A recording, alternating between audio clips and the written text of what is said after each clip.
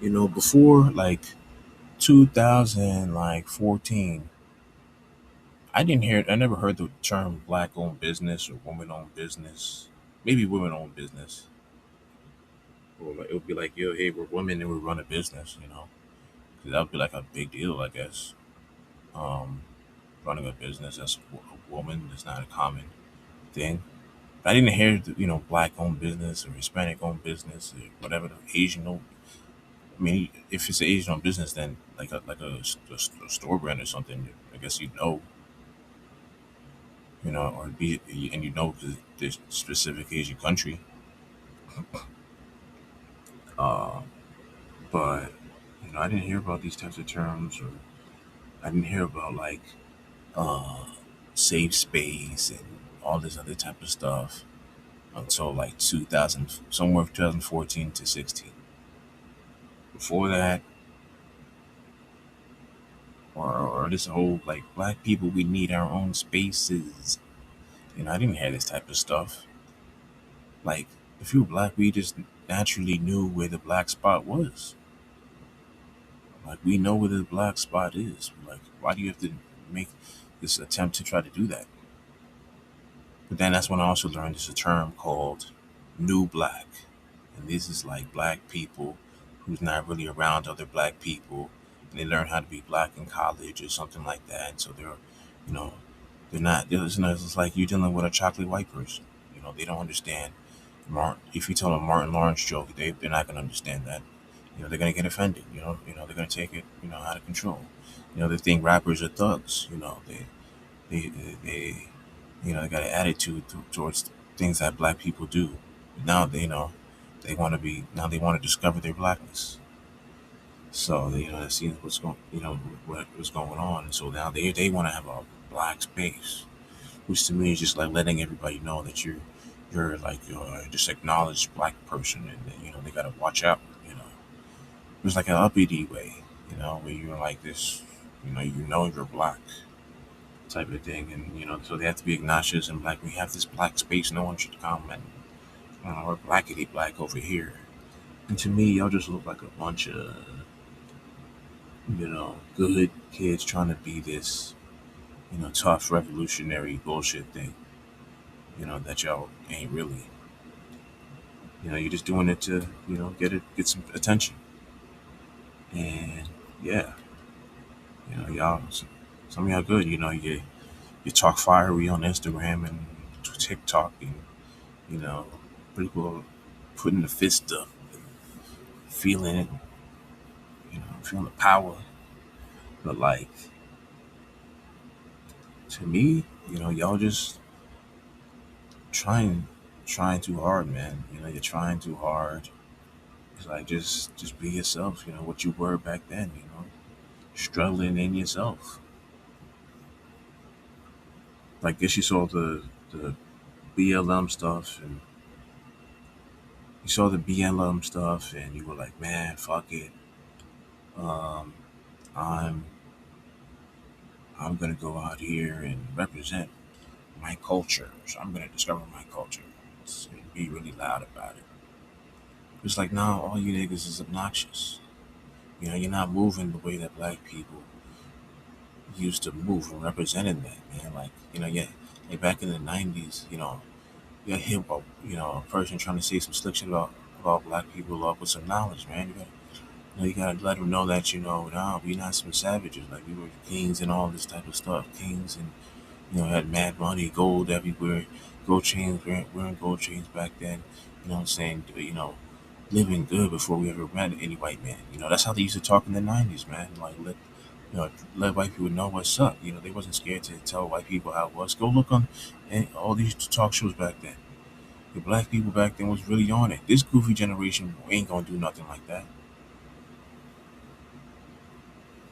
I remember watching them shows real young, and man, you know, people back then they was true black pride. That's why they don't struggle out here.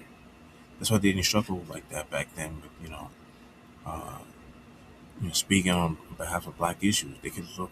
So many moments in the '90s where black people was telling white people, racist white people, what it was, and then they were proud black people.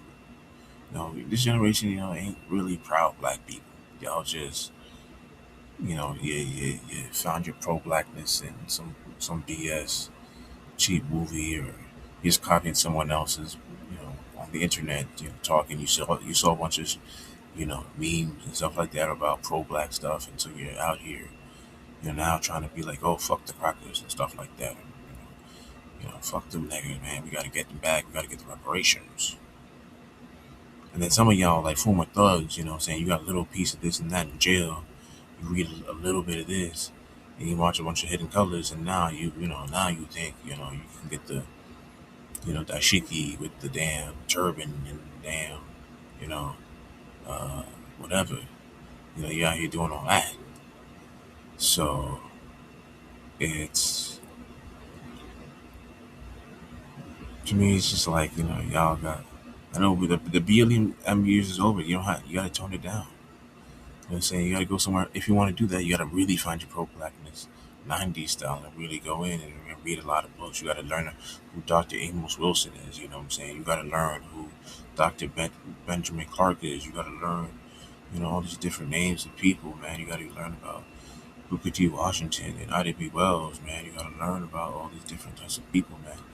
You gotta learn about the history, man. You gotta learn about Solomon Northrop, and you gotta learn about all these different names, man. You gotta learn about all these Black Panthers and things like that. You gotta learn, man. You gotta learn a lot. You gotta learn a lot. Uh, you gotta learn about, all the different things Black people weren't allowed to do. And, you gotta put yourself in them shoes, man. And another thing that helped me is, for me, for me, I'm a PBS kid. So like coming up, I'm catching little snippets of different shows that's talking about things that happened to black people in the past. So yeah, even at a young age, under 5 years old, I could like hear something knowledgeable about another time period. And luckily, it was the '90s, so you still got people that was actually alive well before segregation ended. They lived well into segregation. They could tell you all about things that happened well into the 1920s and 30s and 40s and 50s. And how it really is going down. And they could speak respectfully. And we don't have that now. Everybody's speaking from cheap social media. Whatever gets you clicks and attention. From ranting and raving. But some of y'all have the knowledge. Some of y'all definitely spitting some fire. I'm not gonna say everybody's ignorant, but there's some people that are performing. You know, and I see you. This is what it was made for. I'm making this for all you performative types. That's out here. And I see through you. I see some of y'all at protests. I seen y'all at the one at the George Floyd protest. And I'm like, nah, these niggas, they're here to get a acting contract. They're hoping the news camera catches them, or people take pictures and all that, but make them go viral, and they think they're, you know, the next Malcolm X or something. And then they get hired and put in front of TV or something. So that's just my thoughts on that. All this super Black Panther talking stuff. It's like y'all new to this, man. Like we're not the generation back in the '70s. We're today with like come on, stop it. You played Yu-Gi-Oh. Like you play Pokemon Go now. Like you work with an Asian and an Indian now. Like what I'm saying. You kissed a Mexican person before. Like what I'm saying. You watch anime. Like come on, man. Like this ain't Jim Crow times. Like but I do understand. Like I said before, you know, you don't have, if you have to like really announce the black space, is it really a black space? You should know where like all the black people was at. Black people should be like, we're supposed to be cool like that. We're supposed to know where our people, or not even our people, like, you're supposed to know, where the cool spot is at, and we're supposed to hang and chill at, man. You know what I'm saying? And that's just what it is, man. Like we gotta know, you gotta be black without being black's supposed to be effortless. You know what I'm saying? You're supposed to make it look. That's why people look at black people. To, when we do something goes viral, because we're supposed to make shit look good effortlessly. Weave it together effortlessly and make it a new trend like it's nothing. We make new trends like it's nothing. You know what I'm saying? You're supposed to be able to be cool, ooze coolness. That's what attracts people to you. It's like you don't try hard, you know. That's why all these races they gotta like try hard to meet up. It's never organic. They can't just like yo, what's up, my cracker, like and just meet up somewhere. Nah, you know what I'm saying? Niggas know how to just make it effortless and be cool. No effort. We meet up and make it happen. We gotta know where the black space is at. Without which is telepathically, man, niggapathically. Like you're supposed to know what's going on. And that's just what it is, man. Y'all know what I'm talking about, man. I'm out. I'm out. You know what I'm saying? Niggas gotta get real black out here. You know what I'm saying? Stop being fake black out here. Really get the knowledge. You know what I'm saying? Be a real academic if you're trying to be academic. Stop playing around. I'm off this. I got shit to do. I just woke up. I was supposed to be out partying. I'm tired as fuck. I'm out of here.